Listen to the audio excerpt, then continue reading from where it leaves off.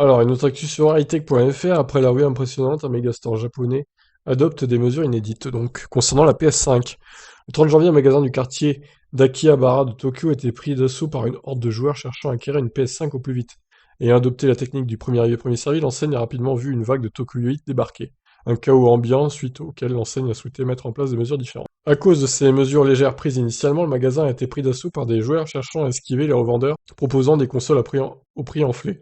Victime de son succès, la boutique d'Akihabara de la chaîne Yodobashi Camera a donc décidé d'adopter de nouvelles mesures. En pleine pandémie du coronavirus, il convient d'éviter les foules compactes dans des lieux fermés.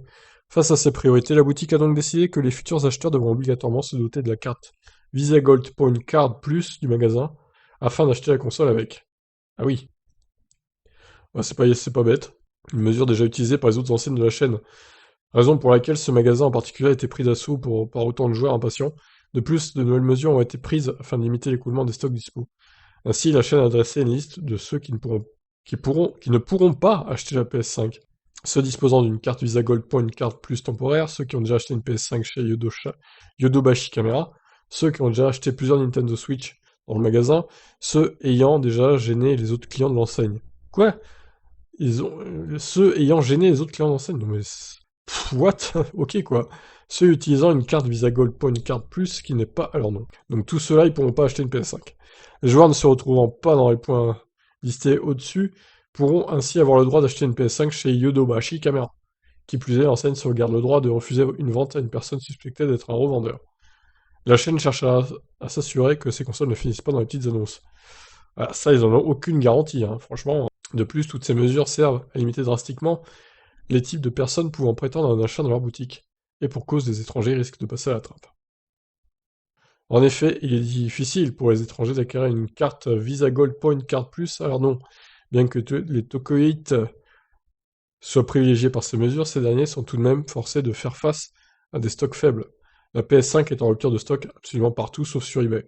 Des consoles de seconde main revendues au prix fort, des scalpers qui continuent à profiter de la poule aux œufs d'or de Sony tant que les ventes se concluent. Et malheureusement, la situation ne semble pas prête de s'améliorer. La faute à une pénurie de matériaux. Bah oui, comme on voyait tout à l'heure, hein, la Xbox Series c'est pareil, donc on peut avoir aucune console next-gen visiblement pour l'instant. Eh ben écoutez, je vous laisse réagir. C'est fou à quel point de voir que ces consoles ont un succès colossal, hein. Les gens s'amassent comme des moutons dans les magasins, hein. On va voir la vidéo, tiens, avant de se quitter quand même. 1 million de vues quasiment. Regardez ça, cette cohue. C'est ridicule.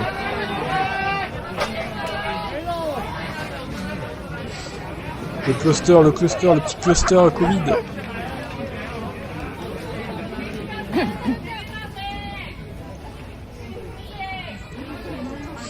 C'est terrible. C'est terrible, tout ça pour une PS5. Ils prennent le risque de se faire contaminer par le Covid.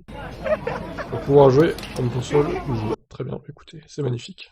Sur ce, je vous laisse. Ciao.